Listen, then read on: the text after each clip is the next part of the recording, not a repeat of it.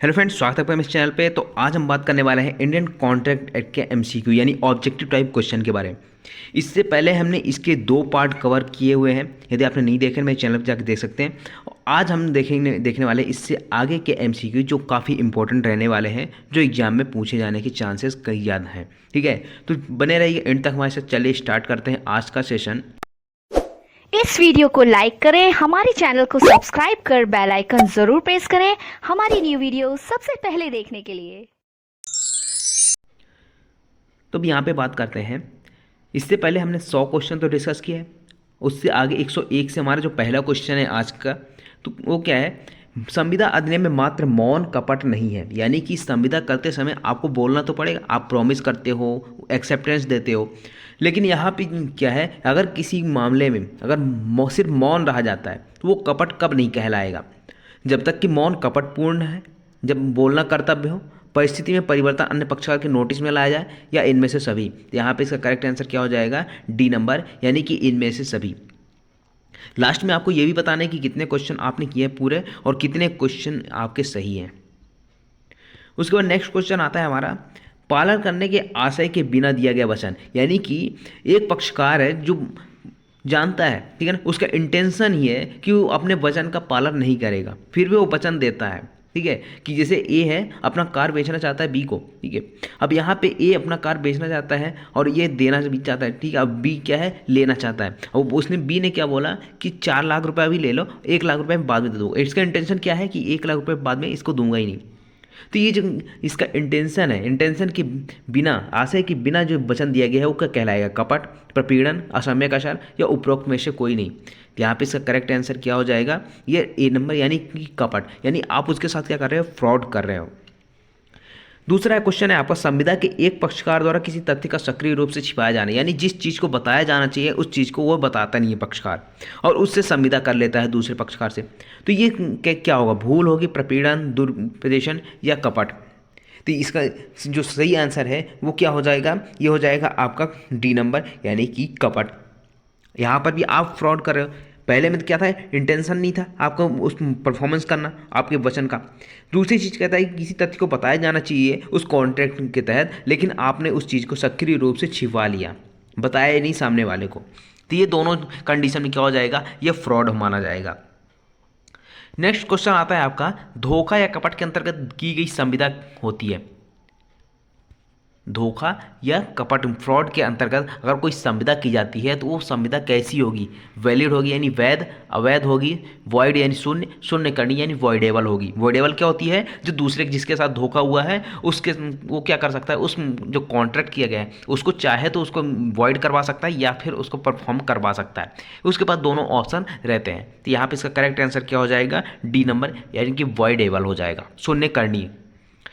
Next question है, निम्न में से कौन सा वाद कपट से संबंधित नहीं है, यानी फ्रॉड से संबंधित यहाँ पे मामला कौन सा नहीं है, ये आपको बताना है। क्योंकि यहाँ पे 3 मामले तो ऐसे होंगे जो फ्रॉड से रिलेटेड है, लेकिन एक मामला ऐसा है जो फ्रॉड से रिलेटेड नहीं है। डेयरी बनाम पीक, वार्ड बनाम सब्स, दियाला बनाम राम सरगा, ये कमलकांत बनाम प्रकाश देवी। जिसका करेक्ट आंसर क्या हो जाएगा? सी नंबर, यानी दियाला बनाम राम सरगा जो है, ये जो मामला है ये आपका असम्यक असर, अनड्यू इन्फ्लुएंस से रिलेटेड मामला है, ये कपट से रिलेटेड नहीं है। बाकी 3 मामले जो हैं ए, बी और डी, ये तीनों किससे हैं? कपट से रिलेटेड मामले हैं। आप चाहे तो इसको नोट कर सकते हैं। नेक्स्ट क्वेश्चन आता है, स्वतंत्र सहमति के बिना किया गया करार। यानी कि अगर कोई कॉन्ट्रैक्ट किया जा रहा है किसी भी चीज़ से, अगर कोई भी चीज़ आपको मांगनी हो किसी से, तो आप उसकी कंसेंट लेते हो, सहमति लेते हो। लेकिन यहाँ पे अगर एग्रीमेंट किया जा रहा है और वो भी स्वतंत्र सहमति के बिना, यानी कि सहमति तो ली जा रही है लेकिन स्वतंत्र सहमति नहीं हो, तो ये एक जो एग्रीमेंट हुआ वो कैसा होगा? सदैव शून्य होगा, हमेशा शून्य करनी होगा, विधि विरुद्ध होगा, या तो शून्य या शून्य करनी होगा। यहाँ पे इसका करेक्ट आंसर क्या हो जाएगा? डी नंबर हो जाएगा, यानी कि या तो शून्य होगा या फिर शून्य करनी। ये कहाँ बताएगा? सेक्शन 19 में बताएगा कि ये आपका मामला क्या हो जाएगा? शून्य करनी हो जाएगा, वॉइडेबल माना जाएगा। उसके बाद नेक्स्ट क्वेश्चन है, जब संविदा के लिए सहमति उत्पीड़न द्वारा प्राप्त की जाती है, यानी उत्पीड़न, प्रपीड़न, इसके माध्यम से क्या किया जाता है? अगर सहमति प्राप्त की जाती है संविदा करने के लिए, तो संविदा अंडर सेक्शन 19, इस सेक्शन 19 के तहत कैसा माना जाएगा? अवैध माना जाएगा, शून्यकर्णी, वैध या शून्य। तो यहाँ पे इसका करेक्ट आंसर क्या हो जाएगा? B number. इससे पहले मैं बता चुका हूँ शून्यकर्णी होगा अंडर सेक्शन 19। अगर आपने जो सहमति ली है या तो प्रपीड़न से ली होगी, या अनड्यू इन्फ्लुएंस या असमय असर से ली होगी, कपट के माध्यम से ली होगी, मिस रिप्रेजेंटेशन के माध्यम से ली होगी सेक्शन 18। तो ये अगर इन सभी के माध्यम से लिए ना अगर सहमति, तो ये सेक्शन 19 के तहत ये वॉइडेबल हो जाता है। उसके बाद नेक्स्ट क्वेश्चन है हमारा, निम्न में से संविदा अधिनियम की कौन सी धारा शून्य करार से संबंधित नहीं है। अब 3 धारा तो ऐसी है जो वॉइड एग्रीमेंट से रिलेटेड है, लेकिन एक धारा कौन सी है, सेक्शन 19, सेक्शन 20, सेक्शन 26 या 25। तो इसका करेक्ट आंसर क्या हो जाएगा, इसका जो करेक्ट आंसर है वो हो जाएगा सेक्शन 19। सेक्शन 19 कैसी है, वॉइडेबल एग्रीमेंट से रिलेटेड है। नेक्स्ट क्वेश्चन आता है आपका कि संविदा अधिनियम की कौन सी धारा उपबंधित करती है कि जहां करार के दोनों पक्षकार तथ्य के बाद संबंधी भूल में हो। यानी कि एग्रीमेंट तो हो रहा है, संविदा भी हो रही है, लेकिन संविदा होने के साथ साथ जैसे ए और बी के बीच में संविदा हुई है और दोनों पक्षकार ए और बी दोनों क्या है उस संविदा के जो फैक्ट है, जो विषय वस्तु है, उसके बारे में क्या है भूल में है दोनों पार्टीज। तो ऐसा एग्रीमेंट कैसा होगा, शून्य होगा। ये बता तो दिया शून्य होगा, लेकिन कौन सी धारा में बताया गया है, 13 में बताया गया है, 20, 21 या 22 में बताया गया है। तो ये आपका जो सेक्शन है ये कहाँ पे बताया गया है, बी नंबर यानी सेक्शन 20। धारा 20 में आपको ये चीज़ मिलेगी कि ऐसा जो एग्रीमेंट किया जाता है, अगर दोनों पक्षकार भूल में हैं और फिर भी उस विषय वस्तु के बारे में एग्रीमेंट कर लेते हैं तो क्या हो जाएगा, वो शून्य माना जाएगा। या तो विधि की भूल होगी, ठीक है, या फिर तथ्य की भूल होती है। ये तो तथ्य की बात करता है।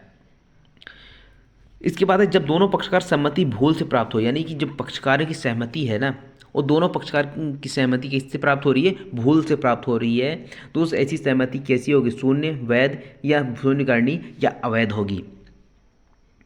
क्वेश्चन एक ही है लेकिन इसको घुमा फिरा के क्वेश्चन एग्जाम में पूछा जाता है। तो इसका करेक्ट आंसर क्या होगा, ए नंबर यानी शून्य हो जाएगा। अब यहाँ पे एक एग्जाम्पल है, श्याम से अमुक घोड़ा खरीदने का करार राम करता है, यानी राम जो है एक एग्रीमेंट करते हैं किससे, श्याम से, किस चीज़ के लिए, एक घोड़ा खरीदने के लिए। अब चूंकि इनको उस टाइम पे पता नहीं था कि घोड़ा मर चुका है, बाद में पता चलता है, ठीक है। तो यहाँ पे अगर घोड़ा मर चुका था एग्रीमेंट करते टाइम, तो ऐसा एग्रीमेंट क्या हो जाएगा, शून्य हो जाएगा। इसका बी नंबर का ऑप्शन करेक्ट हो जाएगा, क्योंकि दोनों पक्षकारों को ये चीज़ नहीं पता है, ये बाद में पता चलता है कि सौदे के समय घोड़ा मर चुका था। तो ये जो एग्रीमेंट है वो कैसा हो जाएगा, ये शून्य हो जाएगा। और एक चीज़ ध्यान रखिए, एग्रीमेंट और कॉन्ट्रैक्ट दोनों में काफ़ी अंतर है। एग्रीमेंट कॉन्ट्रैक्ट कब बनता है, जब उसमें इन्फोर्सबिलिटी आती है बाई लॉ की, ठीक है, विधि द्वारा अगर प्रवर्तनीय होगा तभी वो संविदा बनता है। विधि की भूल के कारण संविदा की स्थिति क्या है, अगर विधि की भूल होती है और उसके कारण संविदा क्रिएट कर लिया जाता है, इसका सृजन कर लिया जाता है संविदा का, तो क्या होगा, अगर बाद में पक्षकार बोल दे कि मुझे ये नहीं पता था कि जो शराब है उसको अगर इलीगल रूप से बेच रहे हैं, किसी को दे रहे हैं, तो ये ऐसा कानून में प्रोहिबिट किया गया है, ऐसा मुझे पता ही नहीं था। ऐसी चीज़ तो हो नहीं सकती, क्योंकि अगर पार्लियामेंट में कोई विधि बनती है, जिस दिन से वो लागू होती है, ऐसा मान लिया जाता है कि उसकी भारत के सभी नागरिकों यानी कि सभी नागरिकों को ये चीज़ पता है कि ये इस कानून के बारे में, ठीक है। तो यहाँ पे क्या होगा, विधि की भूल कारण अगर कोई संविदा बनते भी है तो किसी को शून्य करनी नहीं, शून्य है या अवैध है। तो यहाँ पे इसका करेक्ट आंसर क्या हो जाएगा, बी नंबर यानी शून्य करनी वॉइडेबल तो होगी ही नहीं। वॉइडेबल नहीं होगी तो इसका मतलब क्या है, ये वैलिड होगा, यानी कॉन्ट्रैक्ट कैसा हो जाएगा, वैलिड माना जाएगा। उसके बाद नेक्स्ट क्वेश्चन है, विदेशी विधि की भूल के कारण संविदा हो जाती है।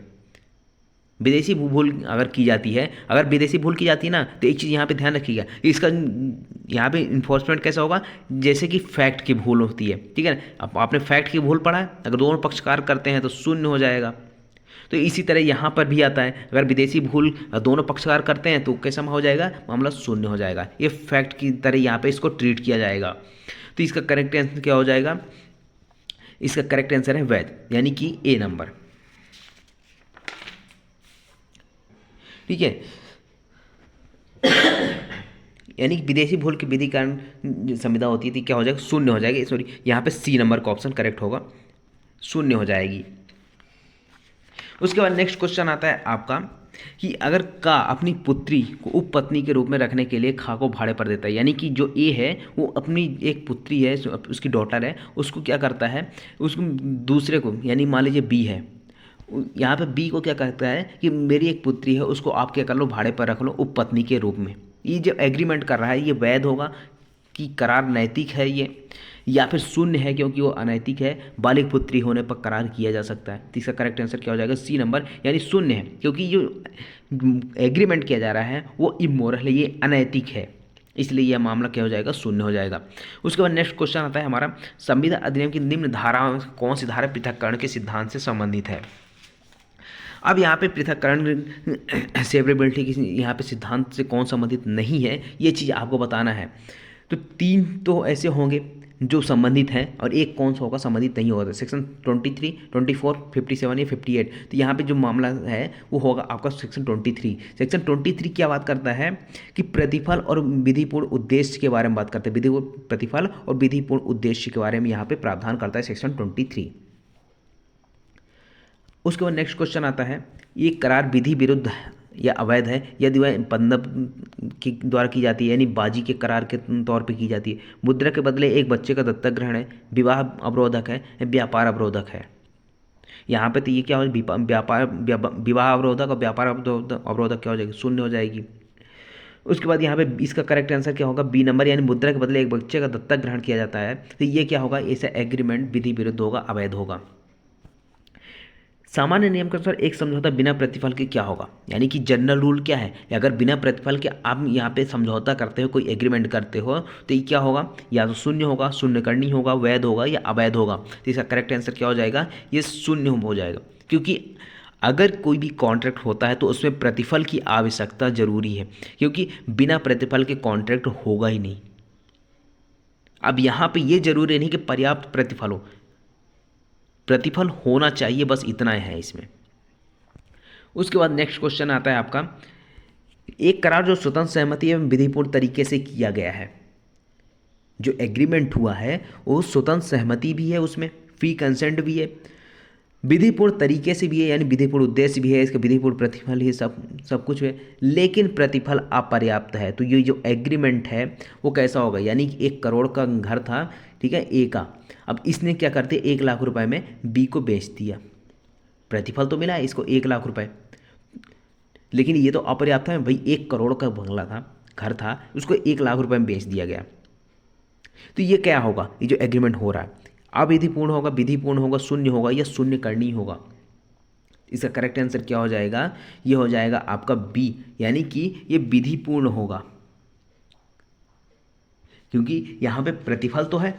अब यहाँ पे ये कहीं भी आपको कॉन्ट्रैक्ट एक्ट में नहीं मिलेगा कि प्रतिफल पर्याप्त होना चाहिए, ठीक है, सिर्फ प्रतिफल की बात की गई है, प्रतिफल होना चाहिए। या आपका सेक्शन 25 देखोगे, सेक्शन 25 के स्पष्टीकरण 2 में ये चीज़ आपको मिल जाएगी, ठीक है। उसमें ये बताया गया है कि केवल जो कोई एग्रीमेंट सिर्फ इस कारण शून्य नहीं होगा, यानी वॉइड नहीं होगा कि प्रतिफल जो है वो अपर्याप्त है, इसके आधार पर शून्य घोषित नहीं करवाया जा सकता है।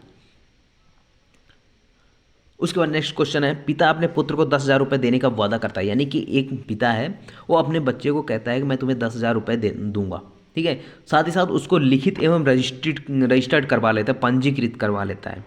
तो ये क्या जो संविदा है वो वैलिड मानी जाएगी? क्योंकि ये तो अपने बच्चे को दे रहा है, नैसर्गिक प्रेम में हो सकता है, ठीक है। तो यहाँ पे वैध होगा, अवैध होगा, शून्य होगा या शून्य करनी होगा? इसका आंसर सही क्या होगा? कमेंट बॉक्स में कमेंट करिए, अगर सही पता है आपको तो कमेंट बॉक्स में कमेंट जरूर करिएगा, ठीक है, वीडियो को पॉज करके। अब इसका सही आंसर क्या होगा? ए नंबर, यानी कि वैलिड होगा। क्यों होगा? क्योंकि आप देखोगे सेक्शन 25 में, सेक्शन 25 के आप बाद में देखोगे तो वहाँ पे लिखा हुआ है, आपको मिल जाएगा, ठीक है, कि अगर यहाँ पे ऐसा कोई एग्रीमेंट होता है, कॉन्ट्रैक्ट होता है और वो भी लिखित एवं रजिस्ट्रीकृत होना चाहिए, तभी इसको यहाँ पे इन्फोर्स करवाया जा सकता है। सिर्फ एक चीज़ नहीं होना चाहिए कि लिखित बस है, लिखित भी होना चाहिए, साथ ही साथ रजिस्टर्ड भी होना चाहिए, दोनों चीज़ें होनी चाहिए, तभी इसको इन्फोर्स करवाया जा सकता है। तो यहाँ पे वैलिड माना जाएगा इसको। उसके बाद नेक्स्ट क्वेश्चन आता है आपका, ऐसा हर करार जो अप्राप्तव्य से भिन्न, यानी माइनर से भिन्न, यानी कि ये तो मेजर व्यक्तियों के बारे में बात करता है, तो मेजर व्यक्तियों के विवाह को रोकने के लिए अगर कोई एग्रीमेंट किया जा रहा है तो यहाँ पे इसका क्या होगा? ये शून्य करनी होगा, अवैध होगा, शून्य होगा या विधि मान्य होगा? तो यहाँ पे क्या होगा, ये शून्य हो जाएगा, यानी कि सी नंबर का ऑप्शन करेक्ट हो जाएगा। क्योंकि अगर किसी का विवाह हो रहा है या फिर आप चाहते हो किसी का विवाह ना हो, तो उसको रोकने के लिए अगर आप एग्रीमेंट करते हो तो ये एग्रीमेंट कैसा होगा, शून्य होगा, अंडर सेक्शन 26 धारा 26 में बताया गया है कॉन्ट्रैक्ट एक्ट में। उसके बाद नेक्स्ट क्वेश्चन है, कुंवारा रहने के लिए किया गया करार। अब कोई व्यक्ति है, ठीक है, ए है, ये कहता है बी से कि मैं तुम्हारे साथ एग्रीमेंट करता हूँ कि मैं जिंदगी भर कुंवारा रहूँगा।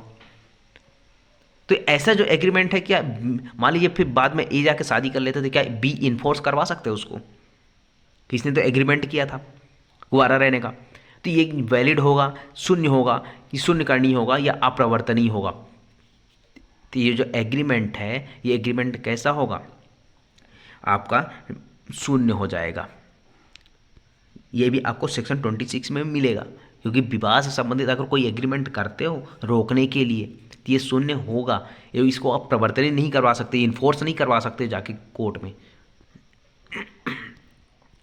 उसके बाद नेक्स्ट क्वेश्चन आता है, किस धारा में कहा गया है कि विधिक कार्रवाई में अवरोध पैदा करने वाले करार शून्य होते हैं? अगर कोई लीगल प्रोसीडिंग चल रही है, उसमें कोई अवरोध पैदा करने के लिए आप क्या करते हो, उसमें किसी के साथ एग्रीमेंट करते हो, तो वो एग्रीमेंट कैसा होता है, वॉइड होता है, शून्य होता है। ये कहाँ पे मिलेगा आपको? ये आपको मिलता है जो सेक्शन 26, 27, 28 या सेक्शन 30, ये आपको कहाँ मिलेगा? सेक्शन 28 में। सेक्शन 28 देखोगे इंडियन कॉन्ट्रैक्ट एक्ट, उसमें लिखा हुआ अगर विधिक कार्रवाई में रोकने के लिए, अगर अवरोध पैदा करने के लिए अगर किसी के साथ एग्रीमेंट किया जाता है तो वो ऐसा एग्रीमेंट कैसा होगा, वॉइड होगा, शून्य होगा, आप उसको इन्फोर्स नहीं करवा सकते हो। उसके बाद नेक्स्ट क्वेश्चन है, घुड़दौड़ के संबंध में किया गया एक करार, यानी रेसिंग, हॉर्स रेसिंग होती है, घुड़दौड़ होती है, उसके लिए जो एग्रीमेंट किया जाता है तो वो क्या सेक्शन 30 के अंतर्गत शून्य करनी होगा या अवैधानिक होगा, शून्य होगा या मान्य होगा? तो यहाँ पे इसका करेक्ट आंसर क्या हो जाएगा? इसका जो करेक्ट आंसर है वो हो जाएगा डी नंबर, यानी कि ऐसा जो एग्रीमेंट है वो मान्य होगा, क्योंकि रेस को में जो रेसिंग होती है उसको यहाँ पे क्या किया है, वैलिड माना गया है, इसलिए अंडर सेक्शन 30 ये क्या होगा, मान्य होगा। उसके बाद नेक्स्ट क्वेश्चन है, सुभाष कुमार मनवानी बना मध्य प्रदेश का बाद, ये किससे संबंधित है? अवयस्क के करार से, वाजी के करार से, अस्वस्थ चित्त व्यक्ति के करार से, समासित संविदा से? इसका करेक्ट आंसर क्या होगा? बी नंबर, यानी कि बाजी के करार से संबंधित ये मामला है, सुभाष कुमार मनवानी बना मध्य प्रदेश का वाद। उसका नेक्स्ट क्वेश्चन है, समासित संविदा है, यानी कि जो कंटिजेंट कॉन्ट्रैक्ट होता है, सेक्शन 31 पढ़ा है, 31 में समासित संविदा के बारे में बताया, तो वो कैसी संविदा है? विधि मान्य संविदा है, शून्यकरणी संविदा है, प्रारंभ से शून्य है, या घटना के असंभव होने पर शून्य है? तो इसका सही आंसर क्या होगा? सेक्शन 31 पढ़ा है, सेक्शन 31 में क्या है, समासित संविदा है ना, तो यहाँ पे इसका करेक्ट आंसर क्या हो जाएगा? ए नंबर, यानी कि जो कॉन्ट्रैक्ट है वो विधि मान्य होगा। हालांकि ये अनिश्चित घटना के पर आधारित होता है, कि हो भी सकता है, नहीं भी हो सकता है, और उसका कोई कॉन्ट्रैक्ट किया जा रहा है तो वो समासित संविदा है। तो यहाँ पे क्या होगा, ये विधि मान्य होगा। उसके बाद नेक्स्ट है, संविदा अधिनियम के तहत समासित संविदा के संबंध में धाराएं हैं, यानी कि जो कंटिजेंट कॉन्ट्रैक्ट है हमारे कॉन्ट्रैक्ट एक्ट में, वो कहाँ से कहाँ तक है? सेक्शन 31 से 35, 31 से 38 तक, 31 to 36, 32 to 36। अब इसका करेक्ट आंसर क्या है? इसका करेक्ट आंसर है आपका सी नंबर, ठीक है, यानी कि जो सेक्शन 31 से लेकर 36 तक के प्रोविज़न है वो आपको कंटिजेंट कॉन्ट्रैक्ट के बारे में ही लिखा हुआ है। उसके बाद नेक्स्ट है, समासित संविदा है, यानी कि क्या है? भविष्य में होने वाली या ना होने वाली घटना के अनिश्चितता पर आधारित या आश्रित सशर्त। दूसरा है, भविष्य में होने वाली किसी घटना या आकस्मिकता पर आश्रित या सशर्त है। स्वतंत्र या सशर्त के बिना संविदा है। उपरोक्त में से कोई भी नहीं। तो यहाँ पे इसका करेक्ट आंसर क्या हो जाएगा? इसका करेक्ट आंसर है ए नंबर, यानी कि भविष्य की घटना पर आधारित होने वाली कोई ऐसी घटना है जिसकी अनिश्चितता है, यानी अनिश्चित है वह घटना, या तो वो घट भी सकती है, नहीं भी घट सकती है, इसके आधार पर इस पर आश्रित होती है, एक इस पर कंडीशन होती है, या तो भविष्य में कोई घटना होगी या तो नहीं होगी, ये दोनों चीज़ें हो सकती हैं। तो इसका करेक्ट आंसर क्या हो जाएगा? ए नंबर हो जाएगा। उसके बाद नेक्स्ट क्वेश्चन आता है आपका, का संविदा करता है कि जब गा से खा विवाह कर लेगा। यानी कि जो ए है, एक कॉन्ट्रैक्ट करता है। क्या कॉन्ट्रैक्ट करता है? कि जो सी है जब बी से विवाह कर लेगा तो जो बी को का एक नियत धनराशि देगा। यानी कि ए कहता है कि बी जो है अगर सी से विवाह कर लेगा तो बी को क्या मिलेगा? कुछ राशि मिलेगी, कुछ पैसे देगा। कौन देगा? ए देगा। तो अभी ये तो अनिश्चित है, कर भी सकता है, नहीं भी कर सकता है। हो सकता है सी पागल हो जाए, सी मर जाए, या फिर बी ही मर जाए। तो यहाँ पे कुछ भी हो सकता है, अनिश्चित घटना है। तो यहाँ पे क्या होगा? ये समासित संविदा है, निहित संविदा है, अवैध संविदा है, या शून्यकर्णी संविदा है। तो ये क्या होगा? एक कंटिजेंट कॉन्ट्रैक्ट, यानी ए नंबर का यहाँ पे सही हो जाएगा। उसके बाद नेक्स्ट क्वेश्चन है हमारा, जीवन बीमा की संविदा कैसी संविदा है? आपने सुना होगा लाइफ इंश्योरेंस। तो लाइफ इंश्योरेंस कैसी संविदा है? क्या समासित संविदा है, पद्यम संविदा है, क्षतिपूर्ति की संविदा है, या प्रत्याभूत की संविदा है? ये किस प्रकार की संविदा है आपकी? तो ये जो संविदा है वो कैसी है? पद्यम की संविदा, यानी कि बी नंबर। उसके बाद ये जो हम केस, एक केस है, ठीक है। पद्मम की संविदा यहाँ पे किस में बोला गया था? एक केस के माध्यम से बोला गया था। ब्रह्मदत्त शर्मा बनाम life Insurance Corporation of India. इसमें क्या बोला गया था कि जीवन बीमा की संविदा जो होती है वो कैसी है? पद्मम की संविदा है, यानी कि बाजी के करार के रूप में यहाँ पे संविदा इसको माना जाता है। Brahmadutt Sharma versus Life Insurance Corporation of India. उसके बाद नेक्स्ट क्वेश्चन आता है हमारा, समासित संविदा में यदि घटना असंभव हो जाए, यानी कि एक तो पहले से ही जो घटना है वो अनिश्चित है, या तो घट भी सकती है या नहीं घट सकती। आपने एग्रीमेंट कर लिया, कॉन्ट्रैक्ट हो गया, ठीक है, सीसी होगी, आपकी कंटिजेंट कॉन्ट्रैक्ट हो गई। अब कंटिजेंट कॉन्ट्रैक्ट में बाद में ये भी पता चल गया कि ये जो घटना है ये असंभव हो गया है, अब ये घट ही नहीं सकती है। अब जैसे अभी ऊपर एग्जाम्पल देखा था कि ए ने कॉन्ट्रैक्ट किया था किससे? बी से, कि अगर सी से विवाह कर लेगा तो बी को कुछ पैसे देगा। अब बाद में सी ही मर गई, सी की डेथ हो गई, तो ये तो असंभव हो गया ना। अगर ये असंभव हो गया समासित संविदा तो क्या होगा? शून्य होगा, शून्यकर्णी होगा, अवैध होगा, ये उपरोक्त सभी सही हैं। कोई भी कुछ भी हो सकता है। तो ये क्या हो जाएगा? ए नंबर का ऑप्शन करेक्ट हो जाएगा, यानी शून्य हो जाएगा। ठीक है। एक संविदा विमोचित हो जाती है, कब विमोचित हो सकती है? डिस्चार्ज हो सकती है करार के द्वारा, संविदा भंग द्वारा, संविदा के पालन द्वारा, उपरोक्त सभी के द्वारा। यानी कि अगर संविदा से डिस्चार्ज होना है तो किस तरह से उससे डिस्चार्ज पार्टी हो सकती है, कितने प्रकार से हो सकती है, तो ये आपको बताना है। तो यहाँ पे क्या होगा? इसका सही ऑप्शन क्या हो जाएगा? D number. या तो संविदा जो एग्रीमेंट हुआ है, करार हो गया हो, ठीक है ना, कंप्लीट हो गया, संविदा भंग कर दी गई हो, या संविदा का पालन कर दिया गया हो। ये तीनों में से किसी भी तरह का हो सकता है, ठीक है। तो ये चीज़ होगी। उसके बाद संविदा अधिनियम की कौन सी धारा प्रत्याशित संविदा का सिद्धांत से की विवेचना करती है? धारा 30, धारा 39, धारा 71 या धारा 74? तो इसका करेक्ट आंसर क्या हो जाएगा? सेक्शन 39। यानी कि समय पूर्व संविदा जो भंग होती है ना, जिसको एंटीसिपेटरी ब्रीच ऑफ कॉन्ट्रैक्ट बोला जाता है, यानी जिस तारीख को पालन करना था उससे पहले ही ब्रीच कर दिया, मना कर दिया कि मैं इस कॉन्ट्रैक्ट को परफॉर्म नहीं कर पाऊंगा, ये सेक्शन 39 में मिलेगा आपको, एंटीसिपेटरी ब्रीच ऑफ कॉन्ट्रैक्ट। उसके बाद नेक्स्ट है, होचेस्टर बनाम डी ला टूर का वाद किससे संबंधित है? संविदा कल्प से, वचनात्मक विवरण से, पूर्वकालिक भंग से, जितना काम उतना दाम, ठीक है, जितना काम उतना दाम। यहाँ पे इसका करेक्ट आंसर क्या हो जाएगा? इसका करेक्ट आंसर है सी नंबर, यानी कि पूर्वकालिक भंग से रिलेटेड ये मामला है, यानी जिस तारीख को यहाँ पे परफॉर्म करना था उससे पहले ही क्या कर दिया गया? उसको भंग कर दिया गया संविदा को। तो ये क्या होगा? पूर्वकालिक भंग। अब यहाँ पे नेक्स्ट क्वेश्चन आता है, जब संविदा किसी एक पक्षकार ने वचन को, ठीक है, संविदा के एक पक्षकार ने अपने वचन का पालन करने से पूर्णतः इनकार कर दिया हो, ठीक है, तो इस पूर्णतः जो इनकार किया गया उसे निम्न में से क्या कहेंगे? संविदा भंग कहेंगे, संविदा का नवीनीकरण कहेंगे, समय के पूर्व भंग कहेंगे, या उपरोक्त में से कोई भी? कोई नहीं। यहाँ पे इसका करेक्ट आंसर है सी नंबर, यानी समय पूर्व संविदा भंग, एंटिसिपेटरी ब्रीच ऑफ कॉन्ट्रैक्ट। उसके बाद नेक्स्ट क्वेश्चन है, भारतीय संविदा अधिनियम की धारा 40 में उपबंधित है, क्या उपबंधित है? धारा 40 में क्या बताया गया है इंडियन कॉन्ट्रैक्ट एक्ट में? वचन पूरा करने वाले व्यक्तियों के संबंध में, वचन पूरा न करने पर क्षतिपूर्ति के संबंध में, करार की शून्यकरणीयता के बारे में, संविदा विधि की मान्यता के संबंध में। तो इसका करेक्ट आंसर क्या हो गया? ए नंबर, यानी वचन पूरा करने वाले व्यक्तियों के संबंध में। ठीक है, ये जो काफ़ी इंपॉर्टेंट क्वेश्चन है, बिहार में पूछा गया था, बिहार जुडिशरी में पूछा गया था। उसके बाद नेक्स्ट क्वेश्चन आता है हमारा,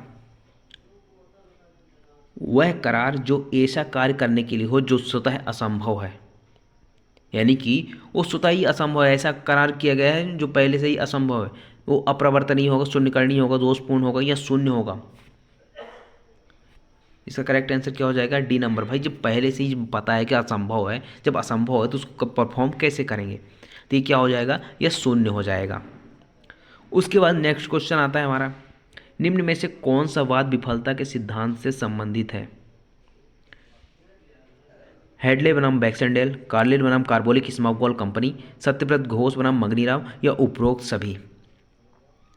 तो इसका करेक्ट आंसर क्या हो जाएगा? इसका जो करेक्ट आंसर है वो हो जाएगा आपका सी नंबर, यानी कि सत्यव्रत घोष बनाम मगनीराम। ये विफलता के सिद्धांत से रिलेटेड मामला ही है। उसके बाद नेक्स्ट क्वेश्चन आता है हमारा, क्रेल बनाम हेनरी का वाद किससे संबंधित है? ये काफ़ी इंपॉर्टेंट क्वेश्चन है, ये यूपी में पूछा गया, यूपी पीसीएस में पूछा गया क्वेश्चन है ये। क्रेल बनाम हेनरी के बाद नैराश्य या संभवता के सिद्धांत से, करार एवं संतुष्टि का सिद्धांत, संविदा के संसर्ग का सिद्धांत या उपरोक्त में से कोई भी नहीं। कमेंट बॉक्स कमेंट करिए, वीडियो पॉज करिए और इसको कमेंट करिए। इसका करेक्ट आंसर क्या होगा? ए नंबर, यानी नैराश्य या असंभवता के सिद्धांत से रिलेटेड है। अगर कोई एग्रीमेंट हो रहा है वो असंभव है ना, तो क्या हो जाएगा? वो शून्य हो जाता है, यानी वॉइड हो जाता है। उसके बाद नेक्स्ट क्वेश्चन आता है, उच्चतम न्यायालय द्वारा नैराश्य के सिद्धांत पर विनिश्चित प्रथम वाद है, यानी नैराश्य के सिद्धांत पर उच्चतम न्यायालय द्वारा पहला वाद ऐसा कौन सा था जिसको डिसाइड किया गया था? सत्यव्रत घोष बनाम मगनीराम, सुशीला देवी बनाम हरि सिंह, धर्मोदास चंद बनाम राजा सिंह, बसंती वस्त्रालय बनाम रिवर स्टीम नेविगेशन। तो इसका करेक्ट आंसर क्या हो जाएगा? ये हो जाएगा आपका सत्यव्रत घोष बनाम मगनीराम, यानी ए नंबर का मामला करेक्ट हो जाएगा, जिसमें नैराश्य के सिद्धांत के बारे में पहली बार इसको विनिश्चित किया गया था, डिसाइड किया गया था सुप्रीम कोर्ट के द्वारा। कब किया गया था? 1954 में, 1954 में ये केस आया था, जिसमें नैराश्य के सिद्धांत को यहाँ पर डिसाइड किया गया था, बताया गया था। उसके बाद नेक्स्ट क्वेश्चन है हमारा, स्कार्फ बनाम जर्डाइन का वाद किससे संबंधित है?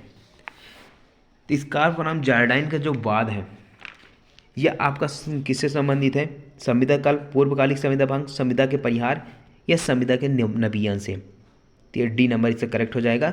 जो स्कार्फ बनाम जर्डाइन है यह नवीन से संबंधित है, यानी जो कॉन्ट्रैक्ट होता है उसका नवीनीकरण, नोवेशन किया जाना, नए तरीके, नई सीरी से उसको तो फिर से बनाया जाना। ठीक है।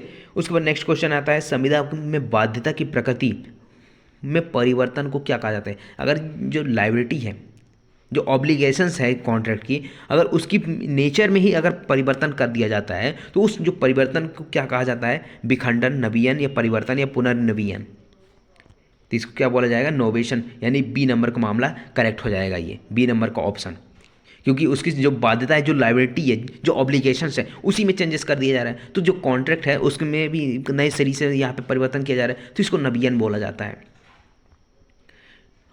और ये कहाँ पे है? सेक्शन 62 में, यानी धारा 62 के तहत ये होता है। उसके बाद नेक्स्ट क्वेश्चन आता है, शून्य संविदा के अधीन प्राप्त लाभ का प्रत्यावर्तन किस धारा में होता है? अगर बाद में आपने एग्रीमेंट कर लिया, कोई कॉन्ट्रैक्ट कर लिया, ठीक है ना, ए ने बी से कॉन्ट्रैक्ट कर लिया, अब कॉन्ट्रैक्ट कर तो लिया, और मान लीजिए ए ने कुछ प्रॉफिट भी दे दिया, कुछ लाभ भी दे दिया बी को, और बाद में पता चलता है कि जो मामला है, जो कॉन्ट्रैक्ट हुआ है वो तो शून्य है, तो शून्य है, तो ये जो मामला है, यानी जो प्रॉफिट मिला है बी को, इसको रिटर्न करना पड़ेगा। तो रिटर्न किस धारा के तहत होगा? तो ये आपको बताना है, धारा 60, धारा 62, धारा 63 या धारा आपका 65। इसका करेक्ट आंसर क्या हो जाएगा? डी नंबर, यानी कि जो सेक्शन 65 है उसके तहत जो प्रॉफिट हुआ है ले लिया गया है उसको वापस करवाया जाता है इसके माध्यम से। उसके बाद नेक्स्ट क्वेश्चन आता है हमारा सेक्शन 143। संविदा कल्प के दायित्व के सिद्धांत के प्रतिपादक कौन थे? यानी जो संविदा कल्प है, संविदा कल्प को ना क्वासाई कॉन्ट्रैक्ट आपने सुना होगा। सेक्शन 68 से जो आपका स्टार्ट है सेक्शन 72 तक के जो सेक्शंस हैं उसमें क्या बताया गया है? क्वासाई कॉन्ट्रैक्ट के बारे में, संविदा कल्प के बारे में। ये पूरा लेक्चर हमने बनाया हुआ है। अगर आपको नहीं पता तो आप मेरे चैनल पर जाकर देख सकते हैं। कॉन्ट्रैक्ट एक्ट का लेक्चर आपको मिल जाएगा। अब यहाँ पे इस सिद्धांत का यानी जो क्वासाई कॉन्ट्रैक्ट है इस सिद्धांत के प्रतिपादक कौन है? लॉर्ड डेनिंग, लॉर्ड हेल्सबरी, लॉर्ड राइट या लॉर्ड मैन्सफील्ड? इसका करेक्ट आंसर कौन सा होगा? इसका करेक्ट आंसर होगा डी नंबर यानी कि लॉर्ड मैन्सफील्ड। ये क्वेश्चन किससे पूछा गया? आपका यूपी में पूछा गया, यूपी पीसीएस में, एमपी एपीओ में पूछा गया, उत्तराखंड पीसीएस में पूछा गया। 3 स्टेट में यह क्वेश्चन पूछे जा चुके हैं। उसके बाद नेक्स्ट क्वेश्चन है, इसका डी नंबर ऑप्शन सही है। ठीक है, मोसेज बनाम मैकफरलान का वाद किससे संबंधित है? संविदा कल्प, नैराश्य का सिद्धांत, वचनात्मक विबंध या पूर्वकालिक संविदा? भाई बात क्वासाई कॉन्ट्रैक्ट हो रही है तो क्वासाई कॉन्ट्रैक्ट से रिलेटेड होगा। ठीक है, संविदा कल्प से रिलेटेड मामला है, मोसेज बनाम मैकफरलान। नेक्स्ट क्वेश्चन आता है आपका, किसी को भी किसी दूसरे की कीमत पर धन लाभ करने का अधिकार नहीं है। यानी कि आप किसी दूसरे के उसमें दूसरे की कीमत पर यहाँ पे प्रॉफिट तो अर्न कर नहीं सकते, ये अधिकार तो है नहीं। अगर आप अर्न करते तो गलत है। तो यहाँ पे ये चीज़ क्या हो जाएगी? अगर आप अर्न करते तो उसको वापस करना होगा। संविदा कल्प हो जाएगा, जितना काम उतना दाम हो जाएगा, मूल्य अनुसार कीमत या प्रतिफल शून्य करार है। ये क्या होगा इसमें? यानी ए नंबर, अगर आपने गलत तरीके से धन अर्जित भी किया है, भाई अधिकार तो दूसरे का है उस पर अर्जित करने का, लेकिन आप अर्जित कर रहे हो तो उसको क्या करना होगा? वापस करना होगा। ए नंबर का ऑप्शन सही है। उसके बाद नेक्स्ट क्वेश्चन है, विधि द्वारा विपक्षित संविदा निम्नलिखित रूप में मानी जाती है। आकस्मिक संविदा, संविदा कल्प, अविभक्त संविदा, विपक्षित संविदा। इसका करेक्ट आंसर क्या हो जाएगा? बी नंबर हो जाएगा, यानी संविदा कल्प। यानी विधि द्वारा अगर विपक्षित संविदा हो, इम्प्लाइडली तो हो नहीं रहा कि आप जाके किसी से कॉन्ट्रैक्ट कर रहे हो। यहाँ क्या हो रहा है? एक्सप्रेसली नहीं हो रहा है, इम्प्लाइडली हो रहा है, विपक्षित संविदा हो रही है यहाँ पर। ठीक है, तो यहाँ पे क्या माना जाएगा? ये आपको माना जाएगा कि क्वासाई कॉन्ट्रैक्ट हुआ है, संविदा कल्प हुई है। अब यहाँ पे जो संविदा कल्प है ये किन धाराओं में बताया, कहाँ से कहाँ तक बताया गया है? धारा 20 से 24, 31 से 36 या 68 से 72 या 75 से 80? तो यहाँ पे इसका करेक्ट आंसर क्या होगा? ये होगा आपका सी नंबर, यानी सेक्शन 68 से लेकर सेक्शन 72 तक के मामले में बताया गया है। और सेक्शन 31 से लेकर 36 तक में क्या बताया गया है ये मुझे कमेंट बॉक्स में कमेंट करके बताइए। सेक्शन 31 से लेकर संविधान अधिनियम के सेक्शन 36 में क्या बताया गया है, किस चीज़ के बारे में बताया गया है।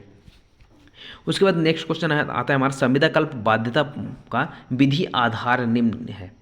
यानी कि अगर संविदा कल्प के जो अगर ऑब्लिगेशंस डाला जा रहा है संविदा कल्प के माध्यम से किसी पार्टी में, तो उसका आधार क्या होगा, विधिक आधार क्या होगा? अनुचित समृद्धि को रोकना है, विवक्षित संविदा है, अंशतः दोनों है, या उपरोक्त में से कोई भी नहीं है। तो इसका करेक्ट आंसर क्या हो जाएगा? ए नंबर इसका करेक्ट हो जाएगा। यानी अनुचित समृद्धि को रोकना है, यानी कि अनुचित रूप से कोई लाभ अर्जित कर रहा है, किसी के फायदे हो रहे हैं और किसी का नुकसान हो रहा है, ऐसे इस चीज़ को रोकने के लिए यहाँ पे क्या किया था? संविदा कल्प की बाध्यता का आविष्कार किया गया, यहाँ पे प्रतिपादन किया गया था। उसके बाद नेक्स्ट क्वेश्चन आता है 149। जब एक व्यक्ति ने एक अवयस की आवश्यकताओं की पूर्ति हो तो 10,000 रुपये का खर्चा किया। यानी थके तो नहीं है भाई, इसको पूरा कर लो, थोड़े से और हैं, ज़्यादा नहीं है, 10-20 क्वेश्चन और होंगे। यहाँ पे जब एक व्यक्ति ने अवयस की आवश्यकताओं की पूर्ति है 10,000 रुपये खर्चा किया। भाई एक व्यक्ति है ए, इसने एक माइनर व्यक्ति था, ठीक है ना, माइनर था, बच्चा था, उसके ऊपर 10,000 रुपये खर्च किया क्योंकि इसको बहुत ज़्यादा ज़रूरत थी। भाई इस मान लीजिए कोई माइनर, इसका एक्सीडेंट हो गया और किसी ने इसके हॉस्पिटल में एडमिट कराया और 10,000 रुपये इसके खर्चे हो गए, तो क्या इससे जो 10,000 खर्चा हो तो माइनर से वसूला जा सकता है?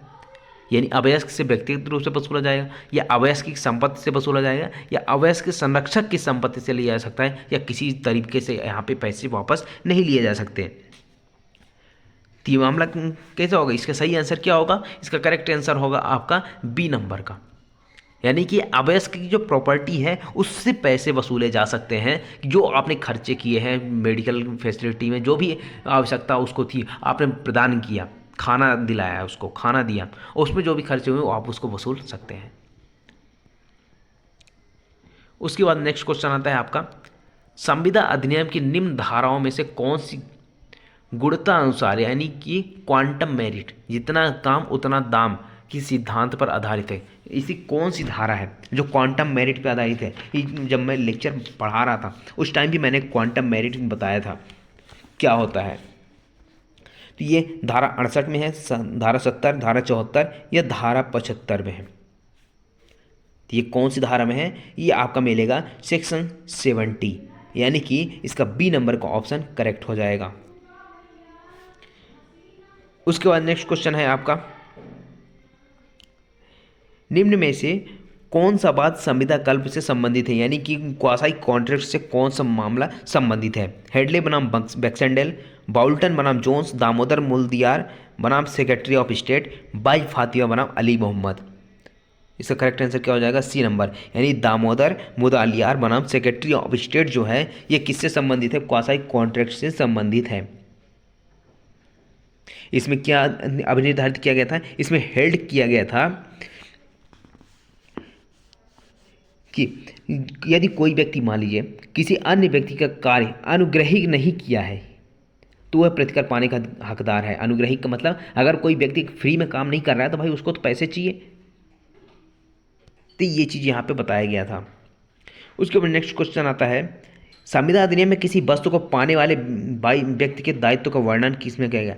अगर कोई व्यक्ति कोई वस्तु पाता है पड़ा हुआ, ठीक है, तो उसका दायित्व क्या होगा, ये कौन सी धारा में बताया गया है, धारा 65 में, धारा 68 में, धारा 62 या धारा 71 में।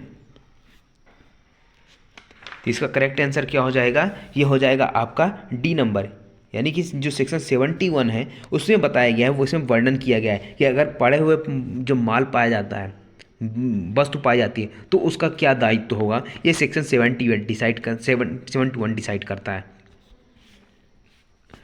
उसके बाद नेक्स्ट क्वेश्चन है हमारा, एक व्यक्ति जो किसी अन्य का सामान पाता है, वही चीज़ यहाँ पे सेक्शन 71 का ही एक एग्जाम्पल यहाँ पे लिया जा रहा है, ठीक है, कि सामान पाता है और उसे अपने कब्जे में ले लेता है तो उसकी जिम्मेदारी निम्न में से किसके बराबर होगी, अमानतदार, अमानत रखने वाला, एजेंट या गिरवीदार के। इसका करेक्ट आंसर क्या हो जाएगा, ए नंबर, यानी अमानतदार के जैसे यहाँ पे इसकी क्या हो जाएगी, इसकी ड्यूटी बन जाएगी। उसके बाद नेक्स्ट क्वेश्चन आता है, निम्न में से कौन सा बात संविदा भंग के लिए नुकसानी से संबंधित नहीं है।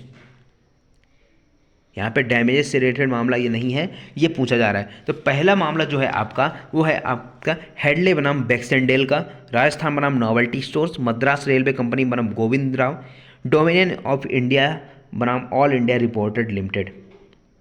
इसका करेक्ट आंसर क्या होगा, कमेंट करिए। इसका जो करेक्ट आंसर है सुन लीजिए, हो गया, इसका करेक्ट आंसर है बी नंबर का, ये राजस्थान बनाम नोवेल्टी स्टोर। उसके बाद नेक्स्ट क्वेश्चन आता है हमारा, निम्न वाद में से कौन सा वाद भारतीय संविदा अधिनियम की धारा 73 से संबंधित, यही सेक्शन 73 जो है काफ़ी ज़्यादा इंपॉर्टेंट है, इसमें जो केस लॉ है वो भी काफ़ी ज़्यादा इंपॉर्टेंट है। हेडले बनाम बैक्सेंडेल, हार बनाम फैसी, सत्यवाद घोष बनाम मंगनीराम, काले बनाम कार्बोलिक स्मॉल कंपनी। इसका करेक्ट आंसर क्या होगा, ए नंबर होगा। ये यूपी एमपी हर जगह पूछा जाता है। ये जो मामला है हेडले बनाम बैक्सेंडेल किससे संबंधित है, सेक्शन 73 से संबंधित है, डैमेज से संबंधित है, ठीक है। तो इसमें क्या बताया गया, प्रतिकर निर्धारित करने का सिद्धांत बताया गया था। अगर कोई संविदा भंग किया जाता है, कॉन्ट्रैक्ट अगर ब्रीच किया जाता है, तो उस ब्रीच जो कंपनसेशन किस तरह से डिसाइड किया जाएगा, प्रतिकर कैसे डिसाइड किया जाएगा, उसके बारे में यहाँ पे बताया गया था,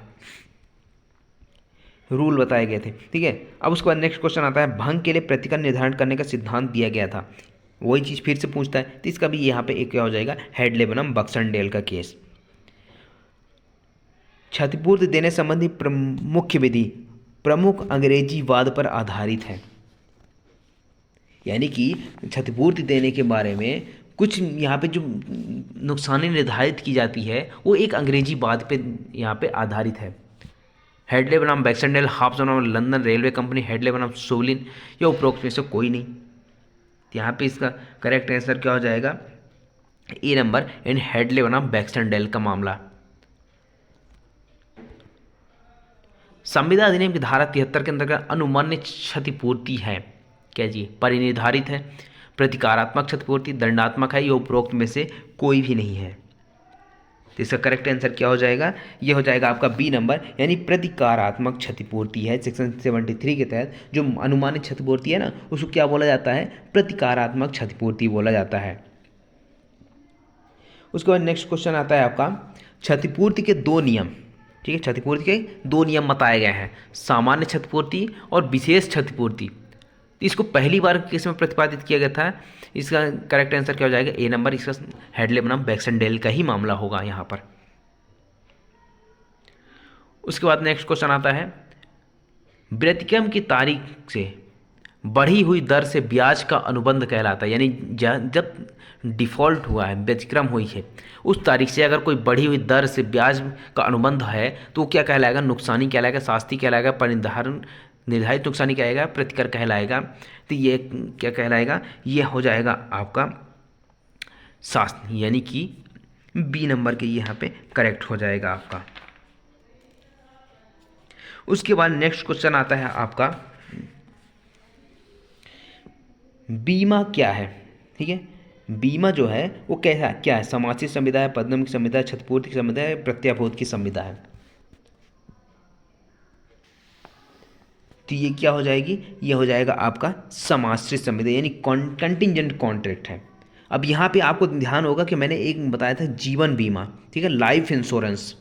तो लाइफ इंश्योरेंस को छोड़कर जितने भी बीमा है, ठीक है, अन्य बीमा की संविदा है, वो क्या होगा, वो कंटिंजेंट कॉन्ट्रैक्ट कहलाता है सेक्शन 31 के तहत, यानी कि समाश्रित संविदा। सिर्फ जीवन बीमा जो है वो आपकी पद्दम की संविदा कहलाती है, यानी बाजी के तौर पर यहाँ पे जो करार होता है उसके बारे में यहाँ पे बात की जाती है। ये रहा आपका पार्ट 3। आई होप आपको पसंद आया होगा। अगर आपको नेक्स्ट पार्ट चाहिए तो आप मुझे कमेंट बॉक्स में कमेंट करके बता दीजिएगा, ठीक है। अदरवाइज मैं यहाँ पे यहीं पे इसको स्टॉप करूँगा और यहाँ पे अगला लेक्चर CPC का लेके आऊँगा, ठीक है। बने रहिए हमारे चैनल के साथ, तब तक के लिए बाय बाय।